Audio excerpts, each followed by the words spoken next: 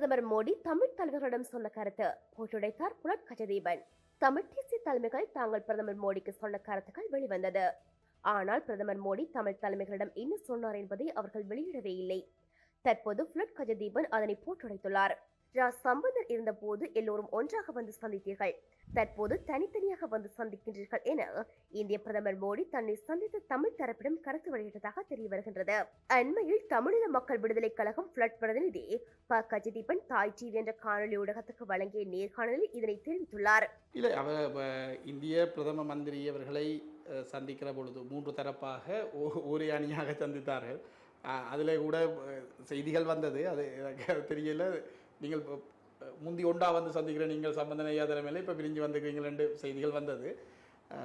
அது அது அது அவரால் சொல்லப்பட்டிருக்க கூடும். தமிழ் தேசிய கட்சிகள் தனித்து போட்டியிட்டாலும் தனித்து ஆட்சி அமைக்கும் பெரும்பான்மையை பெறுவது கடினம் என தெரிவித்தார் அவர். இதுவரைக்கும் அப்படி ஒரு குழப்ப நிலைமைக்கு வாய்ப்பு இல்லை என்று நாங்கள் கருதுகிறோம். நாங்கள் உள்ளூரிலே மக்களோடு வேலை செய்யக்கூடியவர்களாக எங்களுடைய வேட்பாளர்களை நாங்கள் களத்திலே கொண்டு வந்திருக்கிறோம். எங்களுடைய அணி நிச்சயமாக ஒரு கௌரவமான ஒரு எண்ணிக்கையிலே ஆசனங்களை பெறும் என்று நாங்கள் நம்புகிறோம். அந்த அடிப்படையிலே இயலுமான அளவுக்கு தமிழ் தேசிய பரப்பில் இயங்கக்கூடிய தரப்புகளோடு இணைந்து நாங்கள் ஆட்சி அமைப்பதற்கான முயற்சிகளை நாங்கள் கட்டாயமாக செய்வோம். இந்நிலையில் ஜனநாயக தேசிய கூட்டமைப்பாக போட்டியிடும் தாங்கள் இன்னும் ஒரு தமிழ் தேசிய கட்சியை ஆட்சி அமைப்பதற்கே உதவுவோம் என தெரிவித்தார். அதாவது தேசிய மக்கள் சக்தியை ஆட்சி அமைக்க விடமாட்டோம் என சூளுரைத்தார். அதே சமயம் தமிழ் தலைமைகள் தேசிய மக்கள் சக்தியின் அரசியல் ராஜதந்திரத்தோடு ஒப்பிடும் போது பலவீனமாக இருப்பதை ஏற்றுக்கொள்ளத்தான் வேண்டும் என்பதையும் புலட் கஜதீபன் தெரிவித்தார். உனக்கு பிடிக்காத சட்டம் நடைமுறைப்படுத்தப்படுகிறது என்றால் அந்த சட்டத்தை பின்பற்றி ஆட்சிக்கு வந்து அந்த சட்டத்தை மாற்று என்ற ஒரு பொன்மொழியை ஒரு அரசியல் தலைவர் குறிப்பிட்டிருக்கிறார். அதுபோல ஜேவிபி என்கின்ற இந்திய எதிர்ப்பு அடிப்படை கொள்கையோடு இருந்திருக்கக்கூடியவர்கள் இந்த நாட்டினுடைய அரச தலைமையை கைப்பற்ற வேண்டுமாக இருந்தால் தங்களுடைய கொள்கைகளை ஒரு புறம் வைத்துக்கொண்டு அந்த தலைமையை கைப்பற்றி அதனூடாக தங்களுடைய கொள்கைகளை நடைமுறைப்படுத்துவதற்கான முயற்சியை செய்கிறார். இந்த நெகிழ்வோடு தங்களுடைய கொள்கையிலே நிற்பதற்கு எங்களுடைய தமிழ் தலைவர்கள் தவறிவிட்டார்களோ என்கின்ற ஐயப்பாடு இருக்கிறது. அதை பற்றி நீங்கள் நினைக்கிறீர்கள்? இல்லை, நாங்கள் பெரும்பான்மை அல்லது சிங்கள ராஜதந்திரத்தோடு ஒப்பிடுகிற பொழுது இன்றைக்கு பின்தங்கிய நிலைமையில் இருக்கிறோம் என்பதை உள்ளபடியே நாங்கள் ஒரு மிகவும் கவலையோடு ஏற்றுக்கொள்ள வேண்டியவர்களாகத்தான் நாங்கள் இருக்கிறோம். நாங்கள் அதை ஒரு சரியான ஒழுங்குமுறையிலே நாங்கள் அதை செய்ய தவறு இருக்கிறோம் என்று கூட அதை நாங்கள் சொல்லலாம். இந்த உள்ளூராட்சி தேர்தலில் தேசிய மக்கள் சக்தியை தோற்கடிப்பதே தங்களது பிரதான நோக்கம் என்பதையும் புலட் கஜதீபன் அந்நேர்காணலில் தெளிவாக குறிப்பிட்டிருந்தார். தேசிய மக்கள் சக்தியின் பாராளுமன்ற உறுப்பினர்கள் ஜேவிபி கட்சியின் கொள்கைகளை மீறி தமிழ் மக்களுக்காக நிற்க மாட்டார்கள் என்று குறிப்பிட்டார் ப கஜதீபன். அதனால் தமிழ் தேசிய கட்சிகள் வெற்றி பெறாதது தனக்கு வருத்தம் அளிப்பதாகவும் அவர் தெரிவித்தார். சித்தார்த்தன் அவர்களை திரு சுமந்திரன் அவர்கள் அவருடைய வீட்டிலேயே சந்தித்த பொழுது அவர்கள் அந்த பரஸ்பரம் பேசுகிற பொழுது பேசுகிற பொழுது அவர் சொல்லிக்கொண்டார்கள், நாங்கள் ஒரே களமாக நின்றிருந்தால் ஒன்றுபட்டு நின்றிருந்தால் இந்த பிரச்சனை யாழ்ப்பாணத்திலே இன்றைக்கு இந்த ஜேவிபியினுடைய ஆதிக்கம் எடுபட்டிருக்காது, வந்திருக்காது. இந்த விழுந்த வாக்குகளை நீங்கள் பார்த்தீங்கன்னாலே தெரியும். வடக்கிலும் குறிப்பாக யாழ்ப்பாணத்திலும் வன்னியிலும் இந்த நிலைமைகள் ஒரு நாளும் ஏற்பட்டிருக்காது. அவர்கள் 2 பேருமே அதை ஏற்றுக்கொண்டிருந்தார்கள். கடந்த மாகாண சபையை தமிழரசு கட்சி வெற்றி பெற்ற போது ஜனநாயக தமிழ் தேசிய கூட்டமைப்பு அதில் அங்கம் வகித்திருந்தது. தாங்கள் மாகாண சபையை கைப்பற்றியது EPDP அதனை கைப்பற்றிவிடக் கூடாது என்பதற்காக என தெரிவித்திருந்தனர். அதனால் மாகாண சபையால் இவர்கள் தமிழ் மக்களுக்கு எதனையும் சாதிக்கவில்லை. தற்போது உள்ளூராட்சி சபைகளிலும் தங்களுடைய நோக்கம் ஜேவிபி வருவதை தடுப்பதை என தெரிவித்து வருகின்றனர். ஜேவிபி ஆட்சி அமைக்க விடாமல் தடுத்துவிட்டு இந்த கட்டமைப்பில் அதிகாரமில்லை, எங்களை சிங்கள பேரினவாதம் இயங்க விடாமல் தடுக்கின்றது என்று சொல்வார்களோ என்ற அச்சம் தமிழ் மக்களிடம் காணப்படுகின்றது. ஜாலில் பிரதமர் ஹரணியின் சூறாவளி பயணம். மே 6ஆம் தேதி உள்ளூராட்சி தேர்தல் இடம்பெறவுள்ள நிலையில் வடக்கிற்கு படையெடுக்கும் NVPயின் முக்கிய அமைச்சர்கள் என யாழ்ப்பாணம் களை கட்டியுள்ளது. ஜனாதிபதி தேர்தல் மற்றும் பாராளுமன்ற தேர்தலில் மக்களுக்கு NVP கொடுத்த வாக்குகளான காணி விடுவிப்பு, பாதை திறப்பு, அபிவிருத்தி என படிப்படியாக பகுதியளவாகவோ அல்லது முழுமையாகவோ நிறைவேற்றி வருகின்றது. அந்த வகையில் ஏப்ரல் 11ஆம் தேதி மாவட்டபுரம் கந்தசுவாமி கோயிலுக்கு வருகை தந்த இலங்கை பிரதமர் ஹரணிய மருசூரிய கும்பாபிஷேக நிகழ்வுகளில் கலந்து கொண்டார்.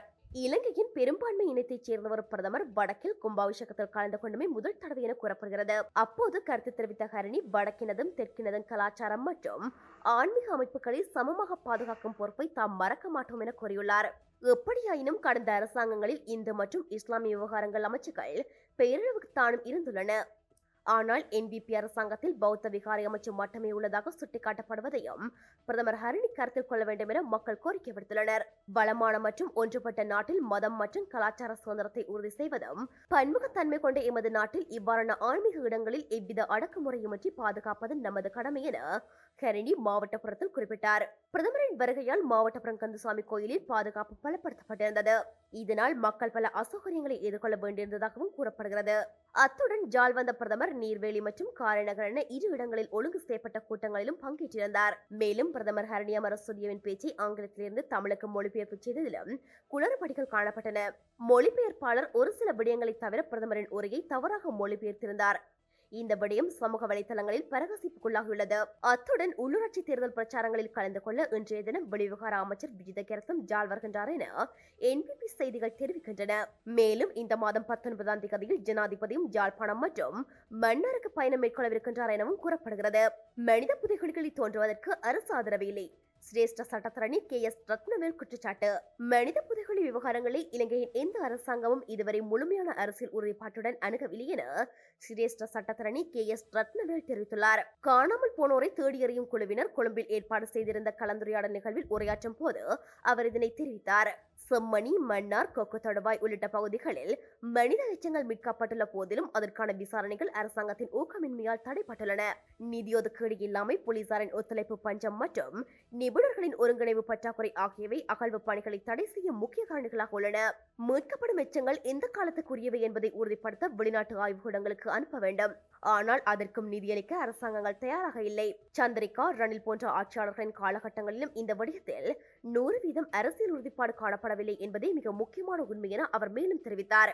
அரசியல் நரிகள் எங்கள் பரப்புரைகளை தடுக்க முடியாது. அமைச்சர் சந்திரசேகர்.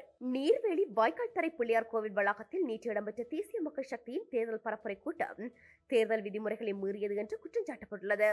இது தொடர்பில் தேர்தல் திணைக்களத்துக்கு வலிகாமம் கிழக்கு பிரதேச சபையின் முன்னாள் தவிசாளரும் தற்போதைய வேட்பாளருமான தியாகராசா நிரோஸ் முறைப்பாடு செய்துள்ளார். ஆணைய வளாகத்தை தேர்தல் பிரச்சாரத்துக்கு பயன்படுத்தியமை, அரசு திணைக்களத்துக்கு உரித்தான வாகனங்களை பயன்படுத்தியமை, ஆலய வளாகத்தில் பரப்புரைக்கான பதாதைகளை ஒட்டியமை போன்ற குற்றச்சாட்டுகள் முறைப்பாடு அளிக்கப்பட்டுள்ளதாக அறிய முடிகின்றது.